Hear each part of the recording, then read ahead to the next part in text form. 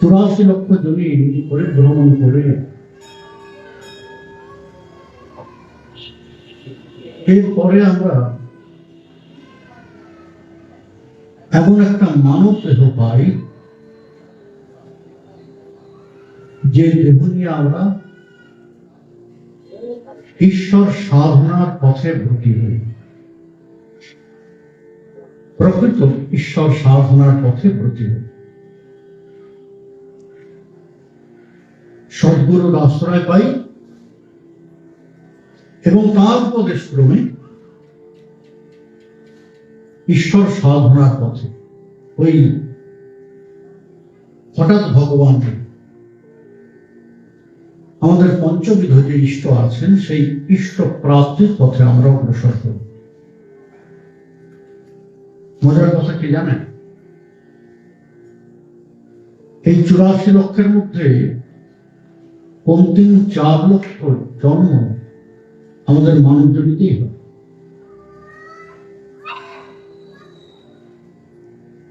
জলজম নবলক্ষানি,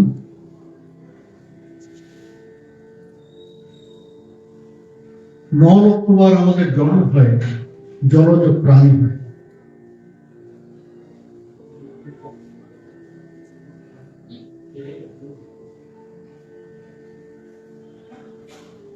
বিংশতি লক্ষানি স্থাবর, 20 লক্ষবার আমাদের জন্ম হয় স্থাবর, অর্থাৎ গাছ পাথর এসব হয়েছে।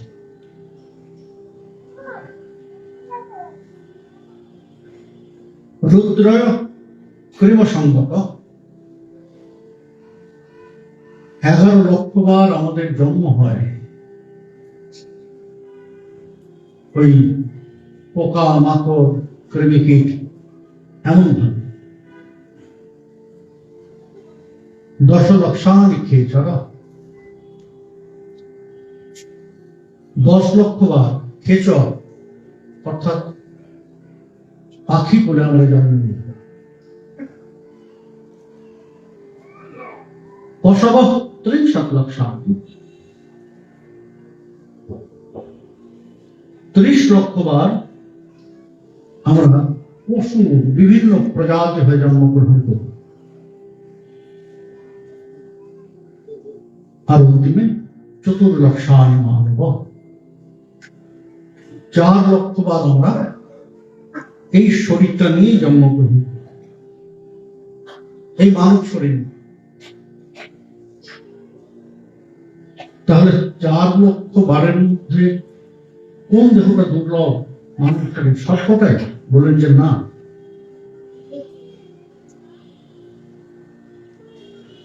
যে মানব শরীর নিয়ে জন্ম নিয়ে আমার ঈশ্বর সাধনার ইচ্ছাই যাবে,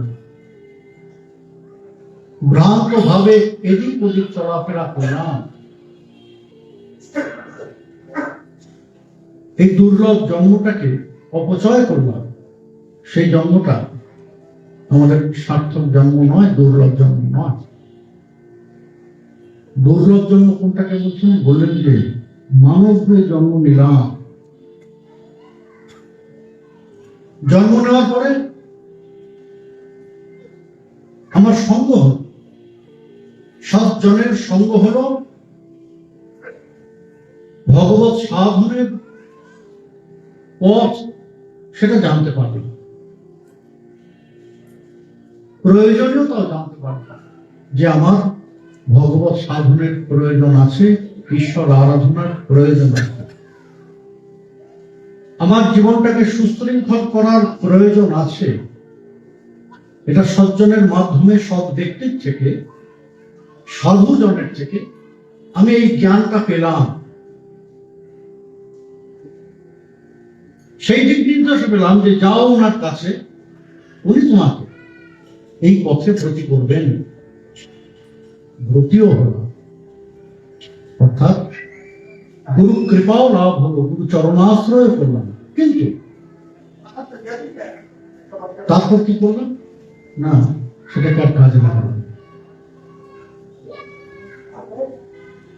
গুরু চরণাশ্রয় পর্যন্ত করলাম, করার পরে আর সেটাকে কাজে লাগালাম। কারণ গুরু চরণাশ্রয় করলেই তো সব হয়ে যায়।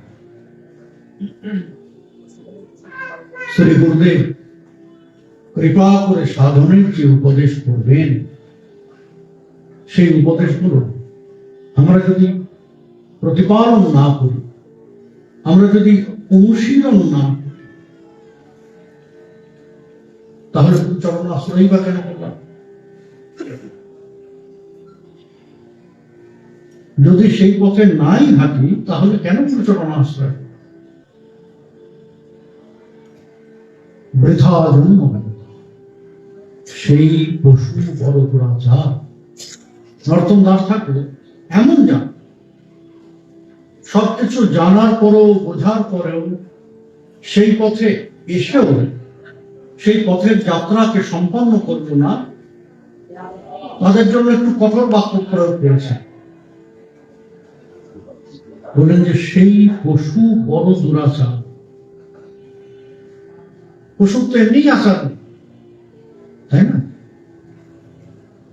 পশু যে, তার তো কোনো নির্দিষ্ট ধর্ম নেই, আছে বাস্তবিকতা, তার ধর্ম সেটা আছে। কলিকে তার মধ্যেও এটাকে কমাও, বাড়ি দিচ্ছ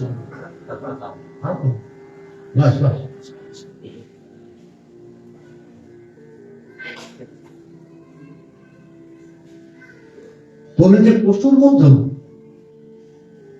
সে বড় ভূমি। সেই জন্মটা আমাদের বৃথা চলে যায়। যেমন দুর্লভ সুযোগ পেয়েও আমরা কাজে লাগাতে পারি, এটা হচ্ছে আমাদের দুর্ভাগ্য। কেননা সব জানার পরও যখন সেই সুযোগকে কাজে না লাগায়, ন করেন স্বাত্মা। শ্রীমদ্ ভাগবতের স্বয়ং ভগবান সুন্দর কথা বলেন যে এমন সহজ পথ পেয়েও যারা সেই পথের আশ্রয় নেয়, সেই পথের আশ্রয় নিয়ে নিজেদের মুক্ত করার প্রয়াসই হয় না, তারা আত্মঘাতী, অর্থাৎ নিজেদেরকে নিজেরাই শেষ করছে। সুলভং ভগবান নাম জিহ্বাচ বশবর্তী তথাপি নরকং যান্তি কিম আশ্চর্যমতঃ পরম মহর্ষি বেদবিহার। কলিসন্তর উপনিষদে এই কলিযুগের প্রভাব বলতে গিয়ে বড় সুন্দর কথা বলেছেন। মহর্ষি লোমহর্ষণকে বলছেন যে, লোমহর্ষণ, এই কলিযুগের সব থেকে বড় আশ্চর্যের বিষয় কি জানো? বলুন কি? সুলভং ভগবান নাম। ভগবান নাম সুলভ, তাকে কষ্ট করে পেতে হয় না, তাই না? আমরা জানি হরিনামের কথা, রাম নামের কথা, গুরু নামের কথা, সকলে, একটি শিশুও জানে। সুলভং ভগবান নাম জিহ্বাচ বশবর্তী। আমরা আমাদের জিহ্বাকে আমাদের ইচ্ছা মতো কাজে লাগাতে পারি, ইচ্ছা মতো কাউকে গালাগালও করতে পারি, আবার কারো প্রশংসাও করতে পারি। অর্থাৎ জিহ্বাকে কাজে লাগানোর সামর্থ্য আমাদের আছে, তথাপি নরকম যায়। বলেছে এই ভগবত নাম একটু সাধন করলেই একজন নরক থেকে মুক্ত হয়ে যায়। এটা জানার পরেও তাদের জিহ্বা তাদের নিয়ন্ত্রণে থাকার পরেও তারা একটু ভগবত নাম না করে নরকের দিকে ধাবিত হয়। কি আশ্চর্য মতাপরম! এর থেকে আশ্চর্যের আর কি হতে পারে? এর থেকে বড় দুর্ভাগ আর কে হতে পারে? তো কলিযুগের আমাদের সেই কথা বলবে, দুরমতি অগতি সতত অসতমতি নাহি সুকৃতির লববেশ। বৈষ্ণব দাস ওই গুরু বন্দনা করতে গিয়ে আমাদের অবস্থার কথা বলবেন, বলেন যে এরা কেমন জানো, বলেন দূরমতি, সতত অসতে মতি, ভালো কাজে এদের মনটা কাজে লাগে না, ভালো বিষয়ে এদের মনটা যায় না, শুধুমাত্র অসৎ বিষয়েরই চিন্তায় এরা ডুবে থাকে, আর অসৎ বিষয়েরই সদা সর্বদা কল্পনা করে, ভাবনা করে, আর সেই কাজে নিজেদের যুক্ত করে। আর সে কারণে কি জানেন তো, অগতি, এদের কোনো গতি নেই। কারণ ফল তো কর্ম অনুযায়ী হবে না, যেমন কর্ম করবো তেমন ফল পাবো। তা আমাদের কর্মটাই যদি তেমন হয়, তাহলে আমাদের গতি কিসে হবে? অগতি। এর থেকে পরিত্রাণ পাওয়ার যে উপায়, সেটা কি না, বললেন যে কিছু স্বীকৃতি। কেউ ওই ছোটখাটো দোষ ত্রুটি করেও রক্ষা পেয়ে যান, বেঁচে যান। কিভাবে না, তাদের ওই কোনো কালে কোনোভাবে কিছু স্বীকৃতি হয়তো সঞ্চয় হয়ে গিয়ে থাকে। বলেন যে কলিজীবের ক্ষেত্রে বিষয়টা বড় করুন, না স্বীকৃতির লবণেশ। বলেন যে এদের তো সেই আশাও নেই, কারণ স্বীকৃতির কোন লবলেশ নেই, সামান্য স্বীকৃতিও নেই তাদের।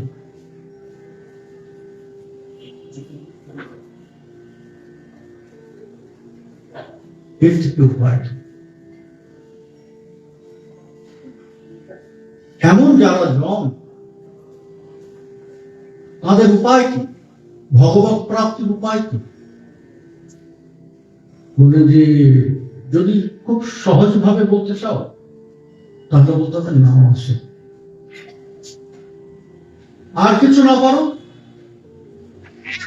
ভগবত নামকে আশ্রয় করো, কিছু করতে হবে। বিদ্যাচার্য আমাদের ভরসা দিয়েছেন না,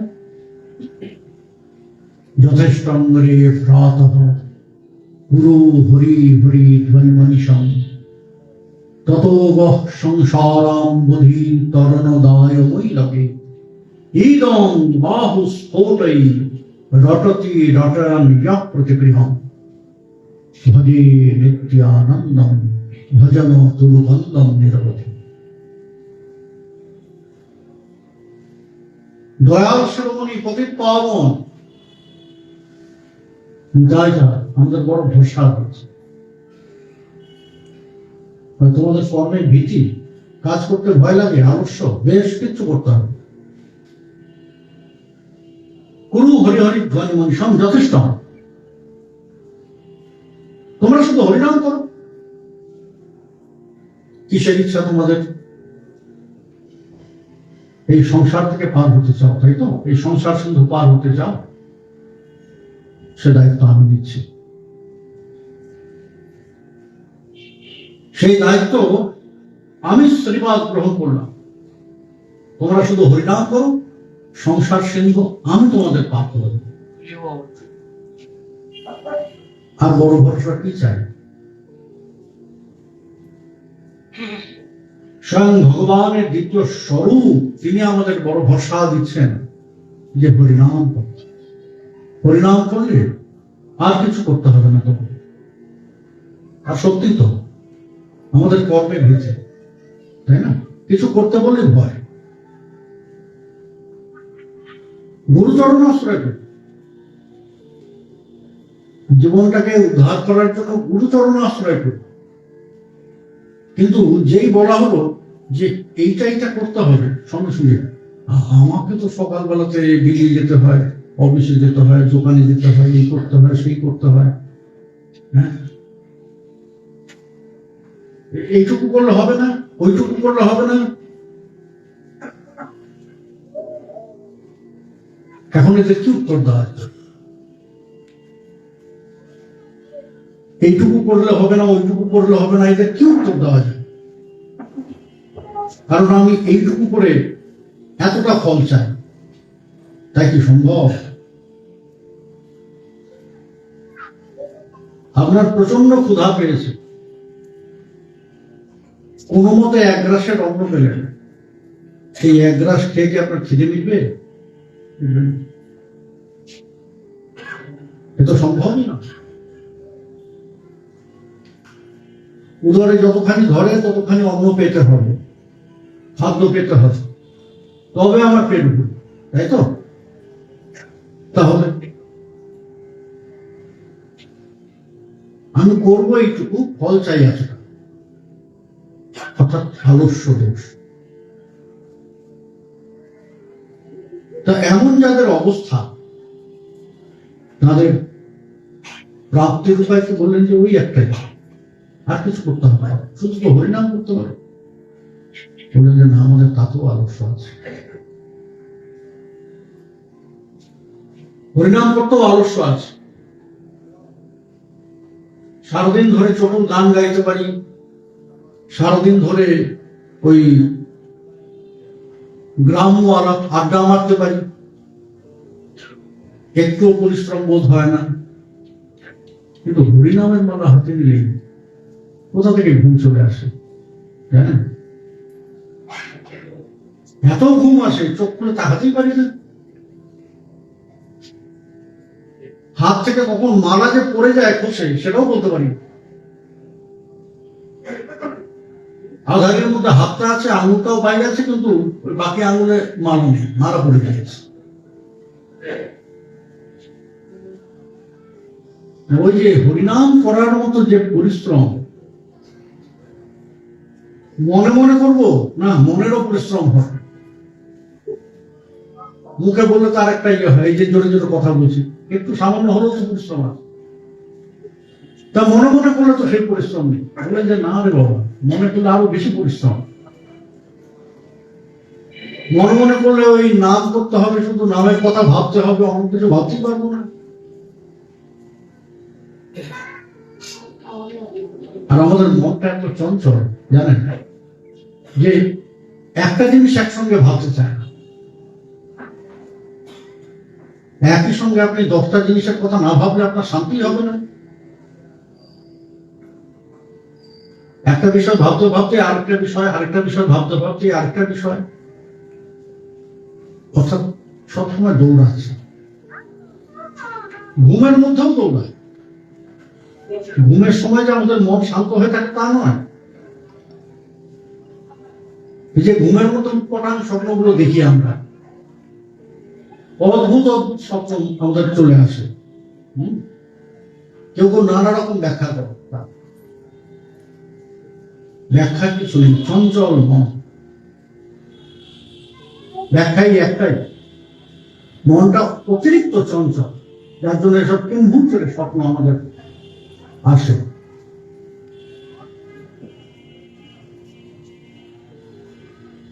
যদি একটু আলস্য দোষটাকে দূর করা যায়, তাহলে ঈশ্বর প্রাপ্তির পথ এমন কিছু কঠিন নয়।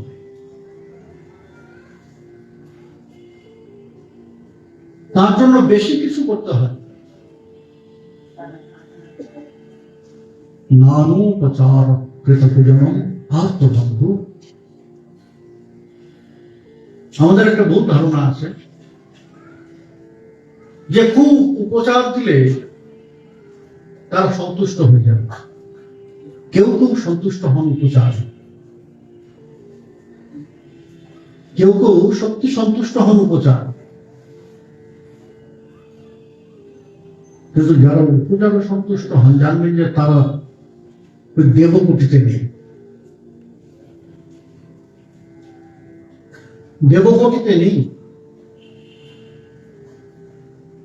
ঈশ্বর সন্তুষ্টি করতে গেলে উপচার নয়, অনুরাগের নামোপচার কৃতজ্ঞ যেমন আত্মবন্ধু।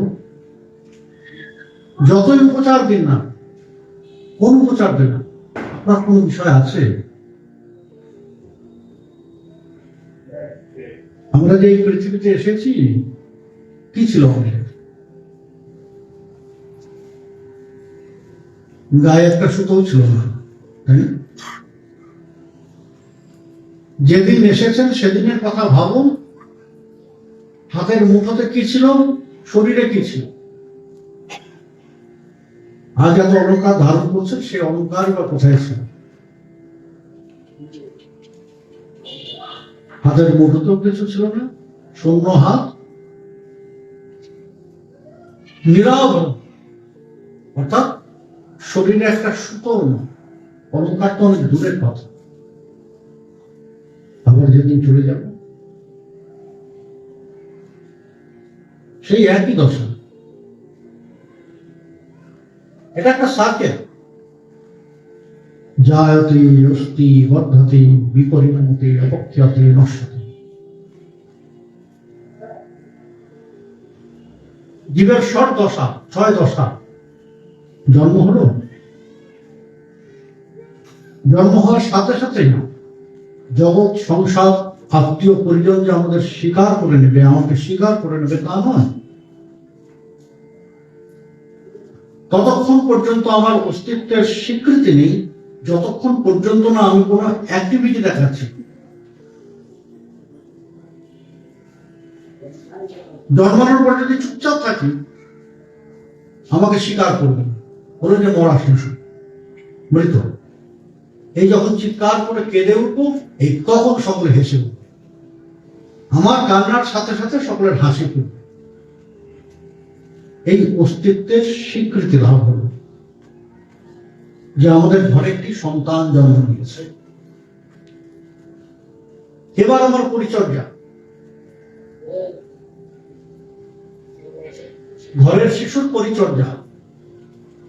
সামর্থ্য অনুযায়ী তাকে ভালো ভালো ভোজ্য দেওয়া হলো, পোশাক আশাক দেওয়া হলো, অলঙ্কারে সজ্জিত করা হলো, সে বাঁচতে আরম্ভ করল। বর্ধতে শুধু বাড়তেই থাকে না, পর্বত আরোহণের মতো উঠছি উঠছি উঠছি, যে শিখরে পৌঁছলাম, এবার নামতে হবে। বিপরিণামতে,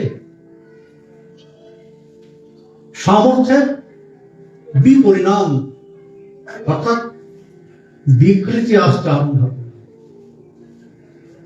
আগে খালি চোখে খুব সুন্দর দেখতে পেতাম, এখন আর খালি চোখে সুন্দর দেখতে পাই না।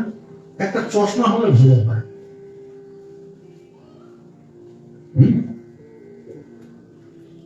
একটা চশমা হলে ভালো হয়।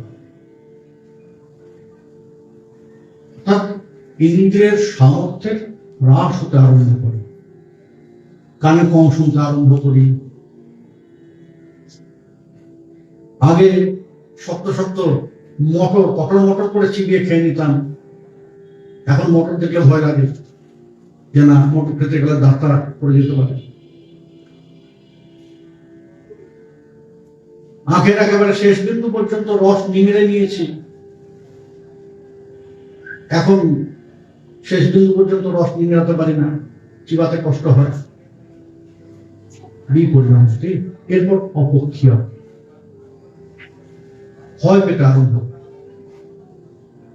দীর্ঘ শরীর এতদিন টান টান ছিল, আস্তে আস্তে কুঁজো হতে আরম্ভ করে, ত্বকটা কুচকাতে আরম্ভ করে, চুলগুলো আস্তে আস্তে সাদা হতে আরম্ভ করে, তাই না? হয় না? সেগুলো থাকে, সকলের সৌন্দর্যের চিরকাল থাকে। এ তো আমাদের যে ডাক্তার দাদা, আগে চুলগুলো কালো দেখেছি, এবার এসে দেখছি একদম ধবধবে সাদা, পুরোর মতো।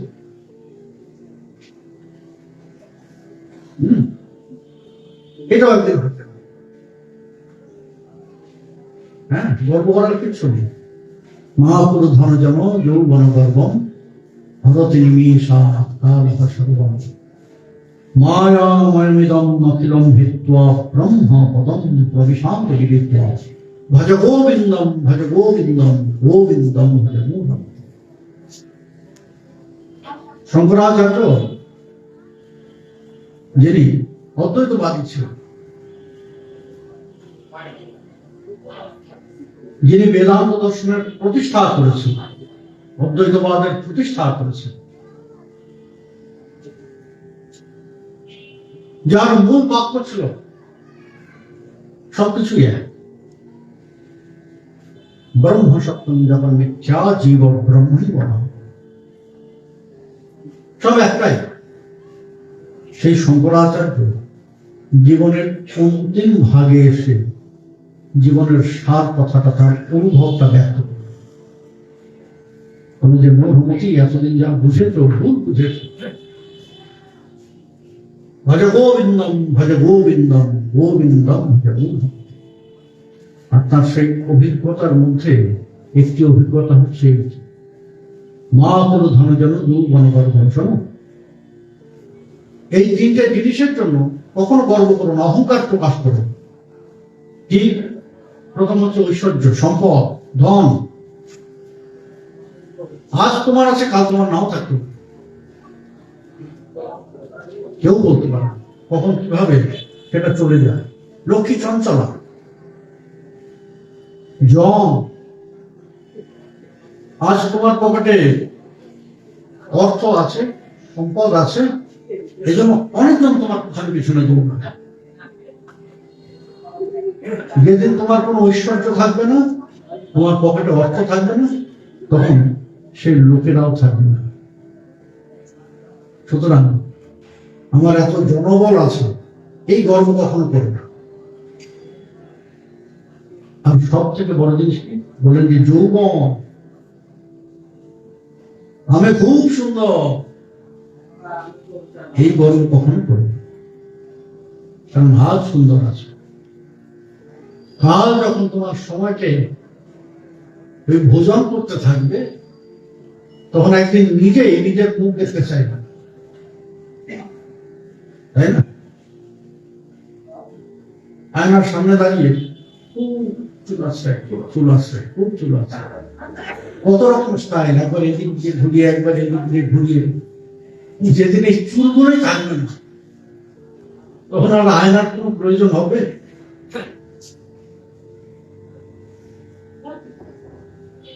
যখন এটাই থাকবে না, তখন ওই লোককে বলতে হবে, শুধু ওই গল্পই করতে হবে। জানো, একদিন আমার অনেক বড় বড় চুল ছিল, আমিও করি, পিঠ পর্যন্ত লম্বা লম্বা চুল ছিল, দেখুন না, সব শেষ।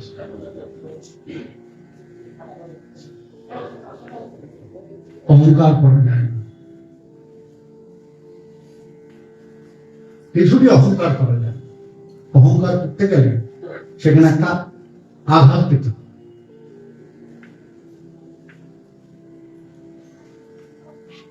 তো সেই কথাই বলছেন যে এই বিষয়গুলো নিশ্চিত নয়। যে বিষয় নিয়ে আমরা ধরে বসে আছি, সেই বিষয়গুলো নিশ্চিত নয় চিরদিন থাকবে আমার সাথে। কিন্তু একজনকে আমি যদি ধরতে পারি, সে কিন্তু থাকবে। তিনি কে? নেসেসারি বলে স্বয়ং ভগবান। তাকে যদি আশ্রয় করি, তিনি আমাকে কখনো ছেড়ে যাবেন। আমার অজ্ঞানতায় আমি যদি ভুল করে তাকে ছেড়েও যাই, তিনি আমাকে ছেড়ে যাবেন। এটা তার বিশেষ করুণা। এই কারণে ওই ভগবত আরাধনার ক্ষেত্রে উপচারের দিকে দৃষ্টি। উপচার তো আমাদের নিয়ম পালন করতে হয়। আমি পঞ্চোপচারে পুজো করি, কি দশোপচারে পুজো করি, কি দ্বাদশ উপচারে করি, কি ষোড়শ উপচারে করি, যেভাবেই করি না কেন, আমার যেমন সংকল্প সামর্থ্য অনুযায়ী আমি আমার উপচারকে নিবেদন করি। কিন্তু এর থেকেও বড়, সব থেকে গুরুত্বপূর্ণ বিষয় কি? অনুরাগ, হৃদয়ের প্রেম, আরতি। আমার সাধনায়, আমার পূজায় যদি আরতি না থাকে, অনুরাগ না থাকে, তাহলে সবকিছু করেও অর্থ ব্যয়টা হয়, পরিশ্রমটা হয়, কিন্তু যে কারণে আমার সবকিছুর আয়োজন, সেই ভগবত কৃপা প্রাপ্তিটাই হবে না। কেন না বললেন যে নাম প্রচার কৃত পূজন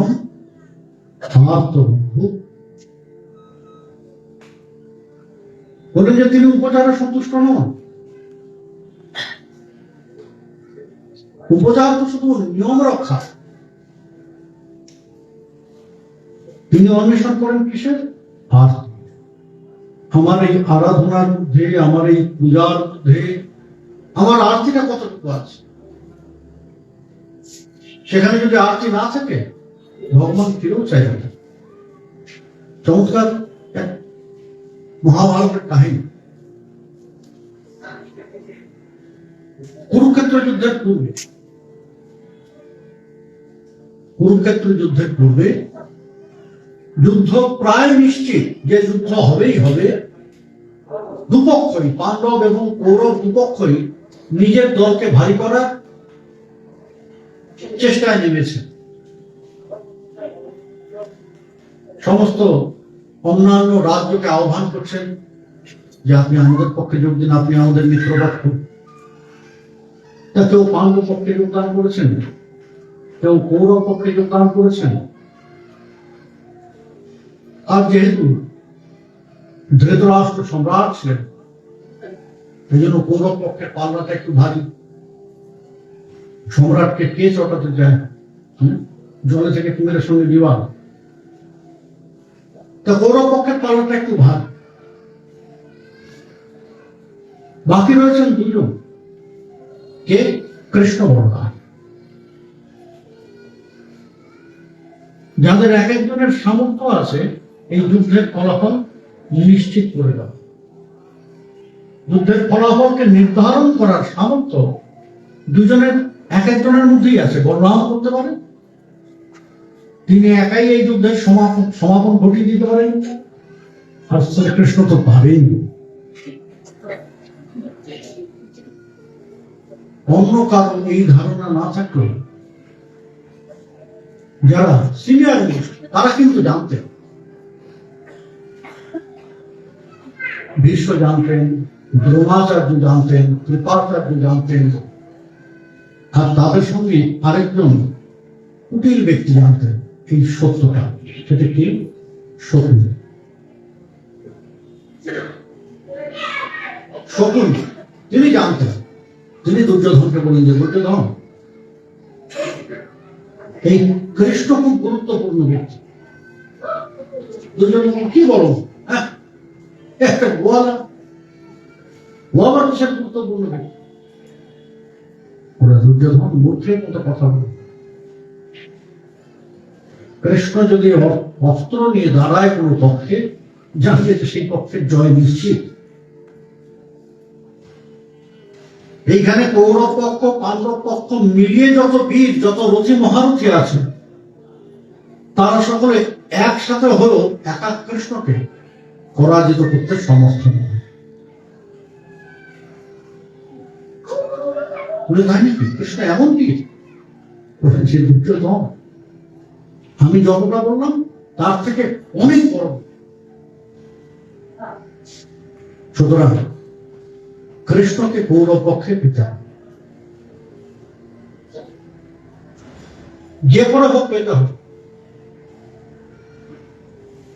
বলদেব চন্দ্রের তোমার প্রতি বিশেষ স্নেহ আছে, এটা ঠিক কথা। এই দুর্যোধন এবং ভীম এরা যে গদাযুদ্ধে মহারথী, এরা দুজনেই সেই গদাযুদ্ধের শিক্ষা করেছেন বলদেব চন্দ্রের কাছে। এবং ভীমের থেকেও দুর্যোধন অনেক বড় মহারথী ছিলেন বলে বলদেব চন্দ্র তাকে বিশেষ স্নেহ করতেন। বলদেব চন্দ্রের তো ইচ্ছাও ছিল যে সুভদ্রার বিবাহ দুর্যোধনের সঙ্গে দেন,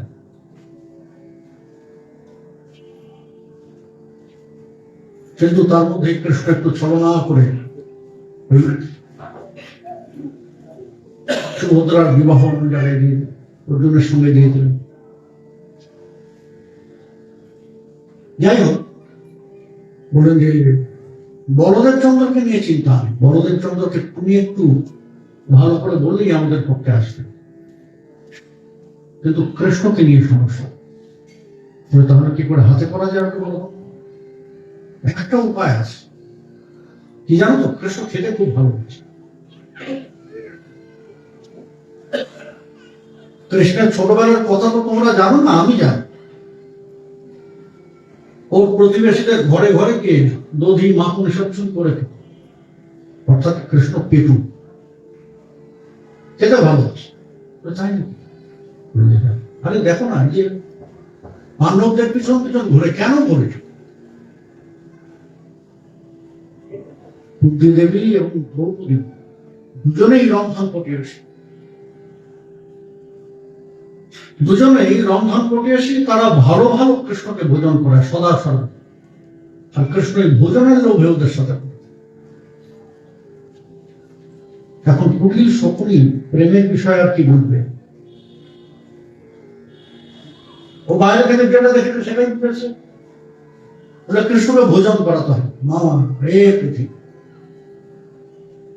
কৃষ্ণকে হঠাৎ করে আমি যদি বলি, কৃষ্ণ এসো, আমি তোমাকে নিমন্ত্রণ করছি, তুমি আমাকে নিয়ে ভোজন করো, কৃষ্ণ সঙ্গে সঙ্গে বুঝবে এর মধ্যে কোনো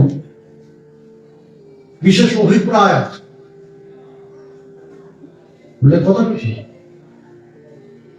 তবে কৃষ্ণ নীতি মেনে চলে, জানো? কৃষ্ণকে যদি বলো যে আমি একটি ব্রত করেছি, সেই ব্রতের উদযাপন তোমার ভোজনের মাধ্যমে হবে, তাহলে কৃষ্ণ নিমন্ত্রণ স্বীকার করবে। তাই হোক, নিমন্ত্রণ করে দাও।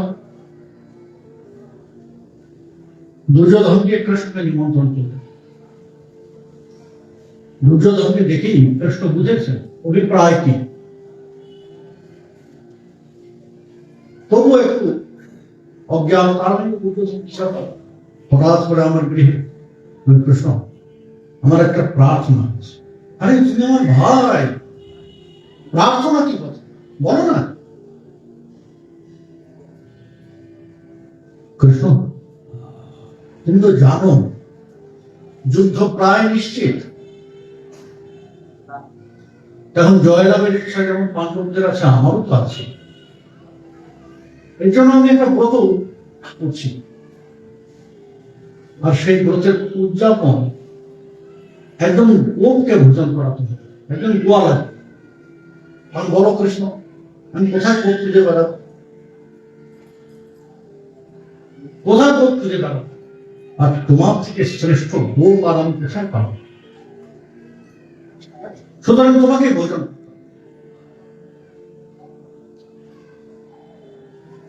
কৃষ্ণ দুর্যোধনের অভিপ্রায় বুঝেছেন,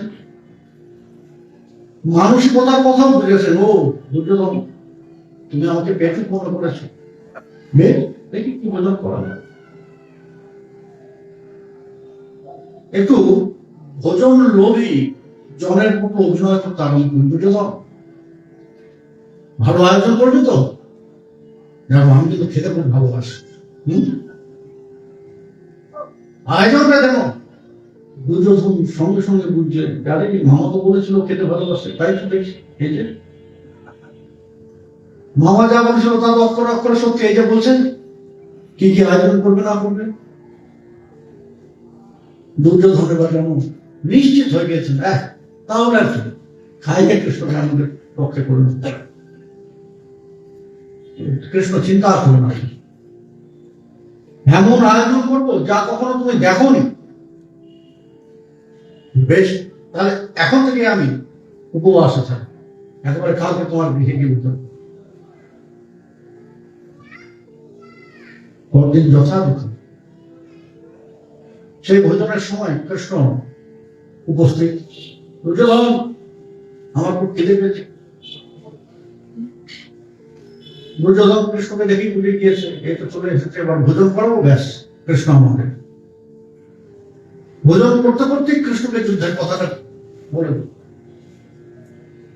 আর কৃষ্ণ হ্যাঁ করে দেবে এই ভোজন নিয়ে। কে আছো? কৃষ্ণের চরণ ধুয়ে দাসীরা এলেন, দাসীরা এসে কৃষ্ণের চরণ ধুয়ে দিলেন। দুর্যোধন আর বিলম্ব না, না চলো চলো। একেবারে ভোজন গৃহে নিয়ে দিচ্ছি, আসন দাও। সুন্দর রত্ন আসন দেওয়া হলো কৃষ্ণকে। কৃষ্ণ উপবেশন করেছেন। এবার দুর্যোধন আদেশ করলেন, ওই কৃষ্ণকে পরিবেশন করো। এবার পাচক যে সে পরিবেশন করতে আরম্ভ করেছে। এই দেখি কৃষ্ণের ওই মন বিপরীত দিকে চলতে আরম্ভ করেছে। এতক্ষণ পর্যন্ত সব ঠিক ছিল, মনে আনন্দ ছিল, কিন্তু দুর্যোধন পাচককে যে আদেশ করলেন এবং পাচক যে পরিবেশন করতে আরম্ভ করেছে, কৃষ্ণ মনে মনে ভাবছেন যে দুর্যোধন নিমন্ত্রণ আমাকে পাচক করে, নিমন্ত্রণ যে তুমি করেছিলে,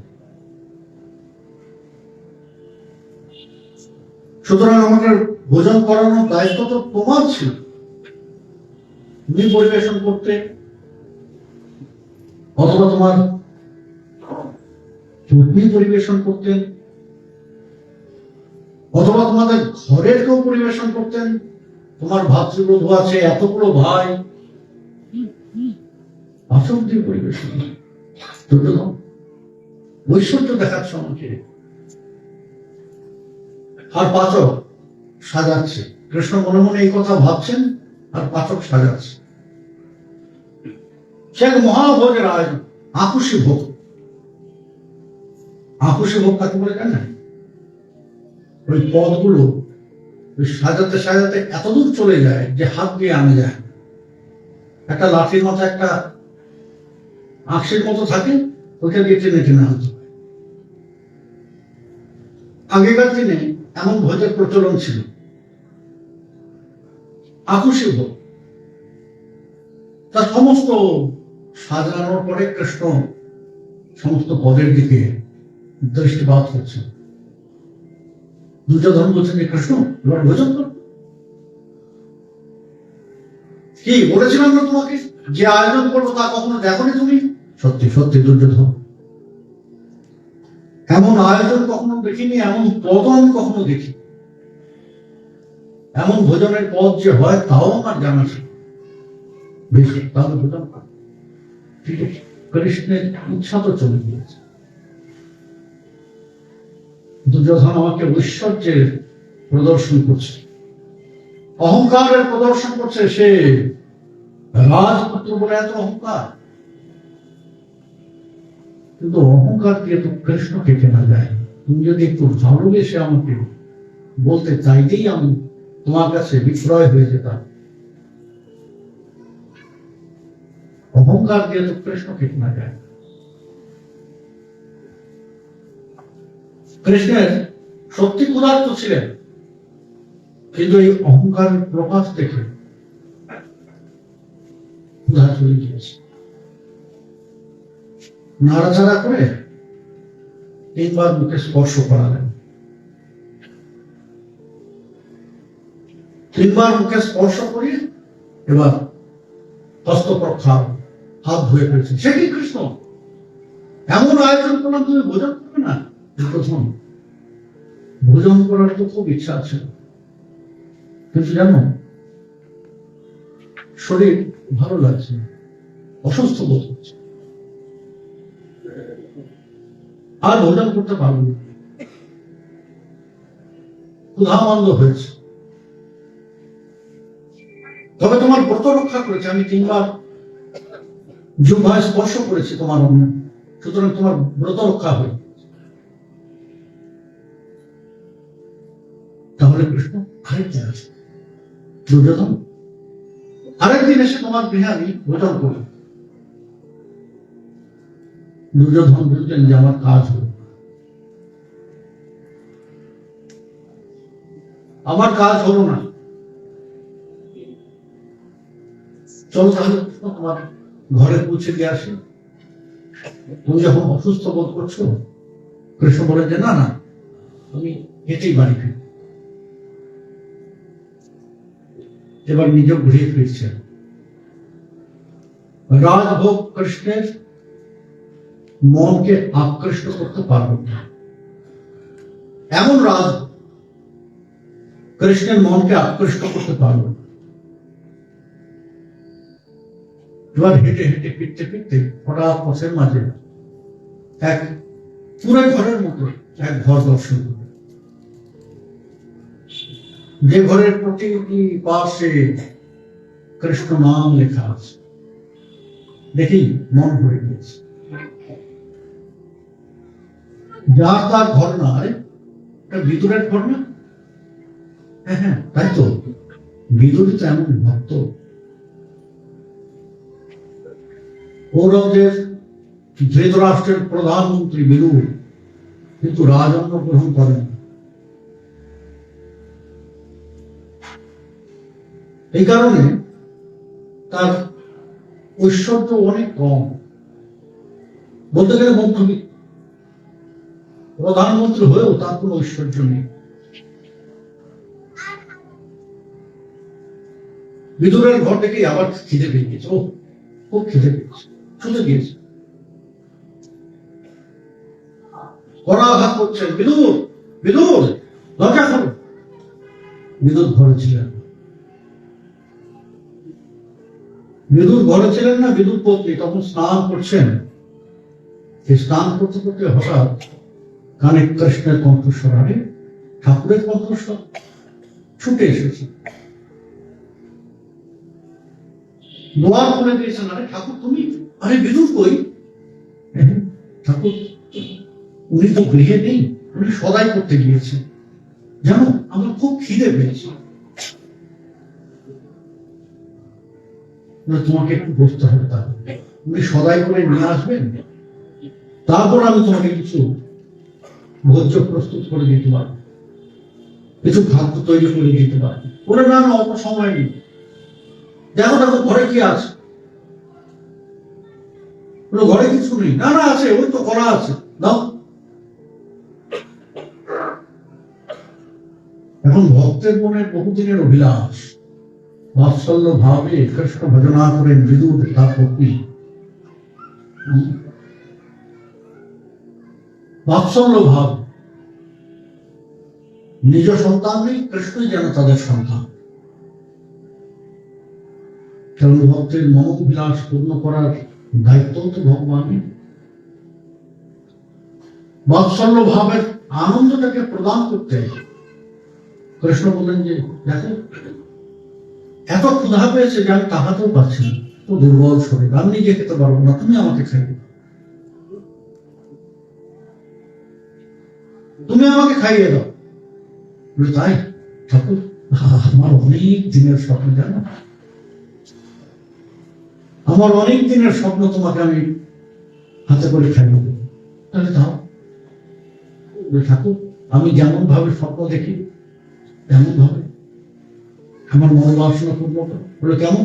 তুমি আমার কোলে বসো। শ্রীকৃষ্ণ বিদুর পত্নীর কোলে বসেছেন, চোখ বুঝে আছে। অবস্থাটা কি দেখুন, ভগবত প্রাপ্তি হলে আর সেখানে অনুরাগ, ভগবত প্রেমের আধিক্য যদি হয়, কেমন হয়? নিজের সম্বন্ধে মানুষ ভুলে যায়। বিদুর পত্নী তিনি যে দ্বার খুলেছেন, কৃষ্ণকে ঘরে ডেকেছেন, কৃষ্ণকে কোলে বসিয়ে ভোজন করাচ্ছেন, তার খেয়াল নেই, তার অঙ্গে একটা সুতো নেই, কারণ তিনি স্নান করছিলেন। সারা গায়ে জল ভেজা অঙ্গ নিয়ে তিনি ছুটে এসেছেন। কৃষ্ণেরও সেদিকে দৃষ্টি, চোখ বুঝে কোলে বসে আছেন। আর তার সাধনের ধন, সেই গোপালকে তাঁর কোলে পেয়েছেন বিদুর পত্নী। কৃষ্ণের সেই অপূর্ব মধুর মূরতি, সেই মৃদুহস্যিত বয়ান দর্শন করতে করতে ভোজন করাচ্ছে। একটা একটা করে কলা নিচ্ছেন, খোসাটাকে ছাড়াচ্ছেন, কলাটাকে ফেলে দিচ্ছেন, খোসাটা কৃষ্ণের মুখে তুলে দিচ্ছেন। আর কৃষ্ণ চোখ বুঝে বসে বসে আনন্দের সাথে সেই কলার খোসাগুলো ভোজন করছেন। প্রায় শেষ, ওই কলার যে ছড়াটা ছিল প্রায় শেষ, আর একটা দুটো কলা বাকি। এ সময় বিদ্যুৎ ঘরে প্রবেশ করেছে। দৃশ্যটা দেখে চমকে উঠেছে যে কলাগুলো পড়ে আছে আর কৃষ্ণ খোসা খাচ্ছে। আরে সব মাসে করেছিস কি? চিৎকার করে উঠেছেন বিদুর। দুজনেরই সেই যেন ধ্যান ভঙ্গ হয়ে গেছে। কৃষ্ণ চোখ মেলে চেয়েছেন, বিদুর করতো কেন কি করলাম? আমি তো ঠাকুরকে ভোজন করাচ্ছি। বলে কোথায় ভোজন করাচ্ছে? কি ভোজন করাচ্ছি? চেয়ে দেয়। বিদুর করতে দেখলেন কলাগুলো মেঝের মধ্যে সব গড়িয়ে পড়ে আছে, আর কৃষ্ণ ওই খোসাটা ভোজন করছে। হাউ হাউ করে কেঁদে উঠলেন, ঠাকুর তোমার সেবার সুযোগ কেউ করতে পারলাম না, এমন সুযোগ তুমি আমাকে সেবা করে দিলে, তারপরেও করতে পারলাম না। ঠাকুর এই তো তুমি সবকিছু এনেছেন, একটু একটু আমাকে সেবার সুযোগ দাও, তোমার জন্য কিছু প্রস্তুত করি, তুমি ভোজন করো। কিন্তু কৃষ্ণের পরিতৃপ্তির ভোজন তো আগেই হয়েছে। উঠে দাঁড়িয়েছে বিদুর, বহুদিন পরে বড় পরিতৃপ্তির সাথে ভোজন করছিলাম, তুমি সেটাকে ভঙ্গ করো। আজ আসি, আরেকদিন আবার আরেকদিন এসে ভোজন। কৃষ্ণ নিজ মন্দিরে ভ্রমণ করবে, এটা হচ্ছে তার স্বভাব। যার ভজনে আমরা প্রবৃত্ত হয়েছি, এটা হচ্ছে তার স্বভাব। রাজভোগকে অবহেলা ভরে পরিত্যাগ করে তিনি কলার খোসা ভোজন করেন আনন্দের সাথে। কারণ তার দৃষ্টি ওই রাজভোগের দিকেও নেই, ওই কলার দিকেও নেই। তার দৃষ্টি কোথায়? না ওই নিবেদনের প্রেমের। যে প্রেম নিয়ে নিবেদন হচ্ছে, সেই প্রেমের পিয়াসিত, সেই প্রেমের ক্ষুধাতা। সেই কথাই বলছেন যে নাম প্রচার কৃত প্রজনম আত্মবন্ধু। তিনি আত্মীয় বন্ধু। হৃদয়ে অনুরাগ আছে, হৃদয়ে প্রেম আছে, ভালোবাসা আছে। তুমি ভালোবাসতে পারবে কৃষ্ণকে? যদি তুমি তাকে ভালোবাসতে পারো, যে ভালোবাসার মধ্যে আর কোনো ভালোবাসা মিশ্রিত থাকবে না, যদি তেমন করে ভালোবাসতে পারো, কৃষ্ণ তোমার। তাহলে কৃষ্ণ সম্পূর্ণভাবে তোমার হয়ে যাবে।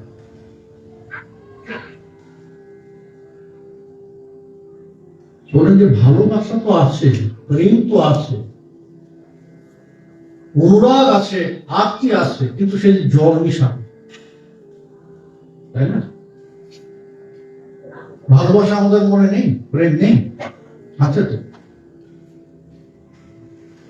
আমরা তো ভালোবাসতে জানি, আমাদের আত্মীয় স্বজন বন্ধু বান্ধব তাদের ভালোবাসে না, বাসি তো। স্ত্রী পুত্র কন্যা এদের ভালোবাসে তো, বাসি না? তাহলে ভালোবাসতে জানি আমরা। প্রেম আমাদের আছে, নিজেদের আমরা উৎসর্গ করতে পারি, পারি না? আমরা আমাদের সংসারের জন্য উৎসর্গ করি না নিজেদের? কতজনের কত স্বপ্ন দেখেছি। সে স্বপ্ন দেখেছিল একদিকে, সেদিকে যাওয়ার রাস্তাও ছিল, সবই ছিল, পথও ছিল, কিন্তু সংসারের কারণে সে তার সেই দিকে যাওয়া হলো না। এবার সংসারের দায়িত্ব পালন করছে, উৎসর্গ করে দিয়েছে সংসারের জন্য নিজেকে। তার নিজের স্বপ্নকে জলাঞ্জলি দিয়ে সে সংসারের জন্য উৎসর্গ করে দিয়েছে। সুতরাং উৎসর্গ করতে পারি আমরা নিজেদের, পারি না তা না, কিন্তু যেখানে প্রকৃত রূপে উৎসর্গ করার প্রয়োজন,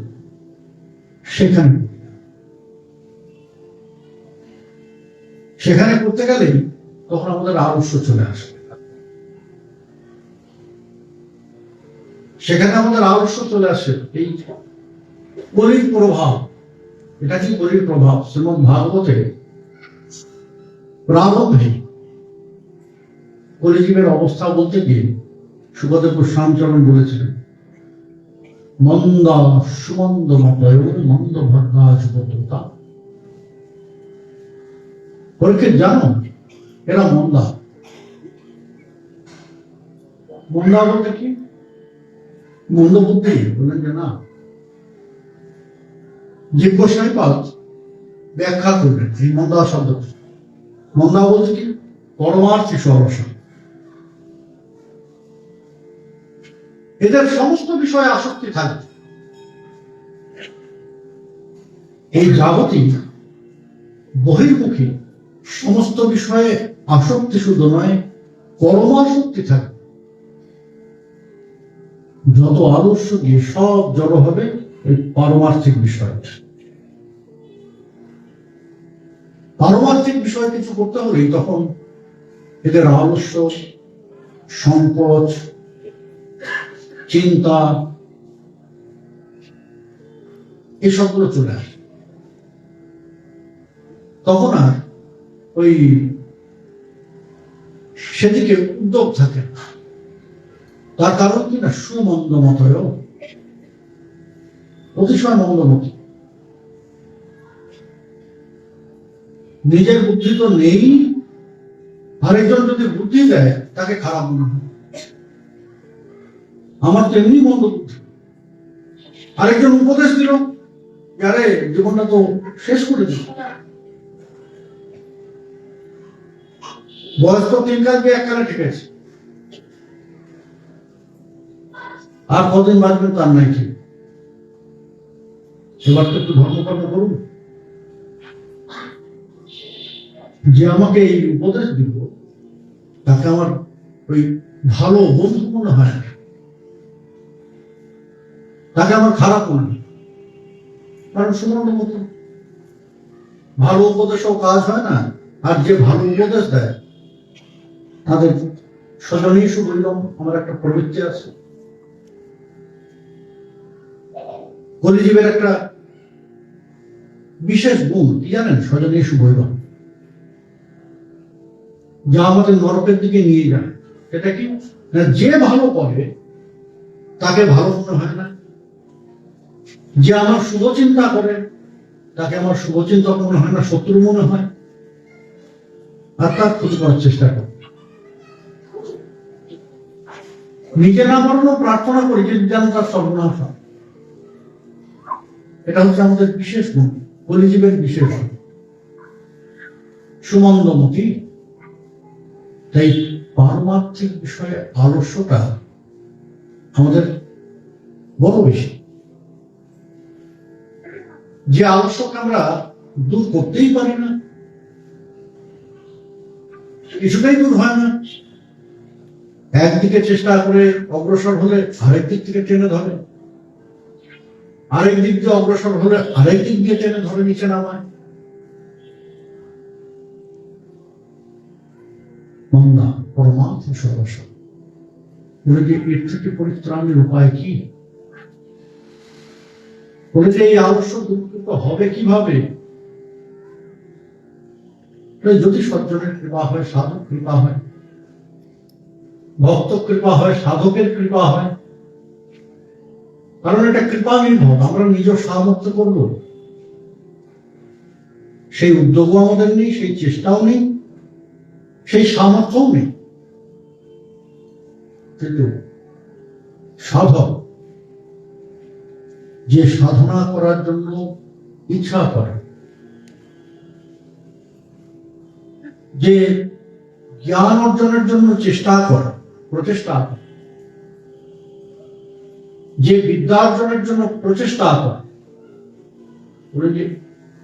এদের কিছু বিশেষ প্রবৃত্তি থাকতে হয়, বিশেষ গুণ থাকতে হয়, বিশেষ ভাব থাকতে হয়, বিশেষ ইচ্ছা থাকতে হয়, নিজেদেরকে বিশেষভাবে প্রস্তুত করতে হয়। তার 5টা লক্ষণ আছে। কি কি লক্ষণ জানেন? ওই যে বললাম না, গুরুচরণ আশ্রয় করলেই শেষ হয়ে গেল। এরপর নিজ অনুশীলনের প্রয়োজন আছে। নাহলে পাওয়ার যোগ্যতা থেকেও আমরা কিছু পাই না। যেই মুহূর্তে গুরুচরণ আশ্রয় করলাম, সেই মুহূর্তে আমার সবকিছু পাওয়ার যোগ্যতা কিন্তু হয়ে গেল। সেই গুরু কৃপা লাভের সাথে সাথে আমি সেই ছাড়পত্র পেয়ে গেলাম, শোনো এই সব কিছু তোমার জন্য অপেক্ষা করে আছে, সবকিছু তোমার হতে পারে, এগুলো পাওয়ার যোগ্য তুমি। বেশ, পাওয়ার যোগ্য তো দিয়ে দাও আমাকে। বলে যে না, এটা আমি দিতে পারবো না, তোমাকে নিতে হবে। আমি দিতে পারবো না, তোমাকে নিজে নিতে হবে। বলে কেমন করে নেবো? নিজেকে তৈরি করো সেগুলো যাতে নিতে পারো। এই নিজেকে তৈরি করার 5টা লক্ষণের কথা বলবেন। কাক স্নানম বকধ্যানম শ্বান নিদ্রা তথৈব চ অল্পাহারি গৃহত্যাগী বিদ্যার্থী এব পঞ্চলক্ষণম। বলে 5টা লক্ষণ। যে সাধনা করতে চায়, যে জ্ঞান অর্জন করতে চায়, যে বিদ্যা অর্জন করতে চায়, তো তাকে এই 5টা লক্ষণ নিতে হবে। কাক স্নানম, একটা দৃষ্টান্ত দিলে আমরা স্নান করতে ঢুকলে আর বেরোতে চাই না, 2 ঘন্টা লাগে। সত্যি আমি দেখি এখনকার ছেলেপেলেরা একবার বাথরুমে যদি ঢুকে পড়লো 2 ঘন্টার আগে বেরোতে চায় না, ধাক্কা দিয়েও বার করা যায় না। এরা করবে পড়াশোনা যাদের 2 ঘন্টা বাথরুমে যায়। কাক স্নান, নিজ পরিচর্যার বিষয়টা কেমন ভাবে করতে হবে। কাক যেমন স্নান করে, কাকের স্নান দেখেছেন? যে পাখিরা উড়ে উড়ে বেড়ায় তাদের স্নান দেখেছেন? কোথাও জল পড়ে আছে একটু, তারা ওখানে গিয়ে ডানা দিয়ে ঝাঁকা দিয়ে সারা গায়ে জল টল দিয়ে স্নান হয়ে যায়, সময় লাগে 1 মিনিট। এটা শুধু স্নানের কথা বললেন, সমগ্র পরিচর্যার কথাই বললেন। আত্মপরিচর্যা, নিজ পরিচর্যার জন্য এত সময় যদি আমি ব্যয় করে দিই, দিনটা তো আর 48 ঘন্টায় না, 24 ঘন্টা, তার মধ্যে 5 ঘন্টা যদি আমার ওই নিজের পরিচর্যা করতেই বেরিয়ে যায়, তাহলে কিছু নেব, কিছু পাবো, তার চেষ্টা করবো কখন? 5 ঘন্টা নিজের পরিচর্যায় যায়, 8 ঘন্টা ঘুমে চলে যায়, 14 ঘন্টা এখানে গেল, তাই না? 8-10 ঘন্টা তো আমাদের ঘুমে চলে যায়। আর এখন ঘুমের কথা যদি বলেন তাহলে তো আরেক কথা। আমাদের ছোটবেলায় জানতাম যে সূর্যোদয়ের সাথে সাথে শয্যা হতে হবে, আর এখন হয়েছে কি সূর্যোদয় যতক্ষণ পর্যন্ত না মধ্যগগনে গিয়ে স্নান দেন তাদের, ততক্ষণ পর্যন্ত উঠেই না। বলে যে 5 থেকে টান দিলে হবে না, একদম মাথার উপর উঠে তারপর টান দিতে হবে, তখন তাদের ঘুম হবে। 11টা 12টায় ঘুমের সময় তখন চোখ খুলছে, তাহলে তাদের দিনটার সময়টা বুঝতে কখন? অর্ধেক দিন তো ঘুমে চলে গিয়েছে।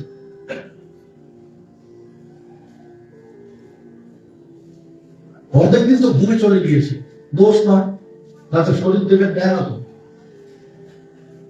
3টে 3:30 অবধি মোবাইল ঘাটছে,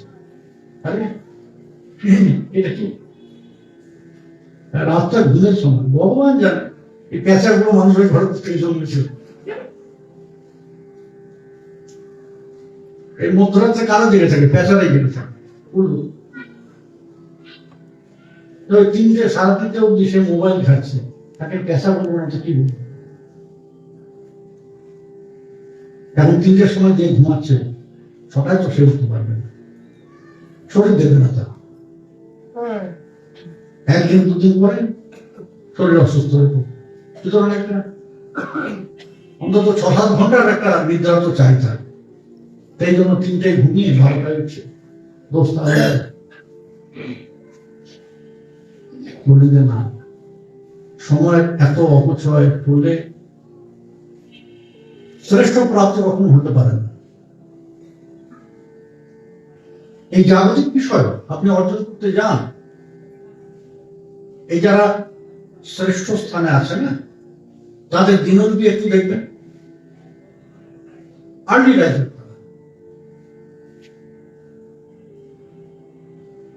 যারা ব্যবসায় খুব সফল হয়েছে, যারা বিদ্যায় খুব সফল হয়েছে, কর্মস্থানে সফল হয়েছে, তাদের দিনলিপিটা একটু দেখবেন যে তাদের মধ্যে কজন 10টার সময় ঘুম থেকে উঠছে। তারা সময়ের মূল্যটা জানে।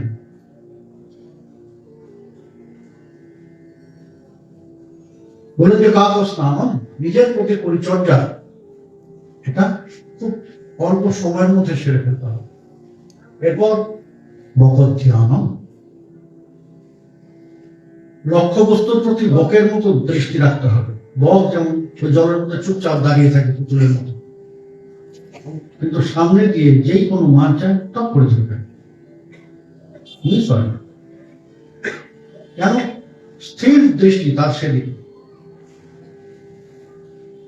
লক্ষ্যের প্রতি এমন ভাবে ধ্যানস্থ হয়ে থাকতে হবে, বকর ধ্যান। এরপর ওই নিদ্রার বিষয়টা আছে, শ্বান নিদ্রা। বলে যে ঘুমাও, কিন্তু মরার মতো ঘুমিও না। আমরা ঘুমাই তো না, মরে যাই কেন? ঘুমের মধ্যে কেউ যদি চ্যাংদোলা করে বিছানা থেকে নেমে মাটিতেও দিয়ে দেয়, বলতেও পারো, যখন চোখ খুলবে, আরে এখানে তো শুনি, আমি তো বিছানায় শুয়েছিলাম, মাঠের মধ্যে কি করে এলাম? কারণ আমরা ঘুমাই না, আমরা মরে যাই।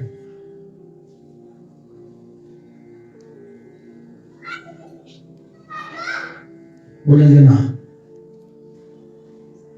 এমন যদি নিদ্রা হয় তাহলে চোর কখন চুরি করে নিয়ে যাবে তুমি টেরও পাবে।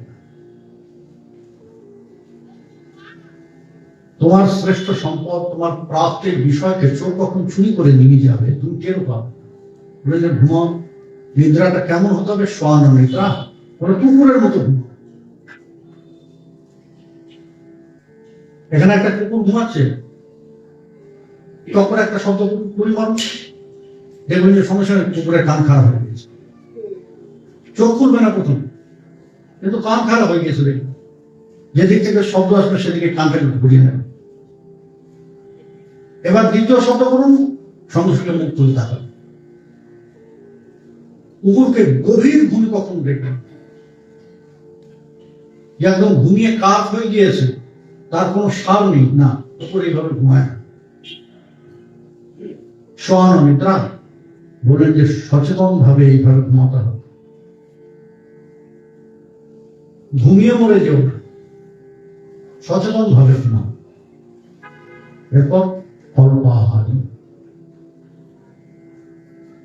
মিতাহার। খাওয়ার সময় আমাদের লাগাম থাকে, বুঝলেন? আপনাদেরটা জানি না, আমারটা বলছেন। খেতে বসলে এই করতে হবে, হাঁ করলে দেখতে পাবেন।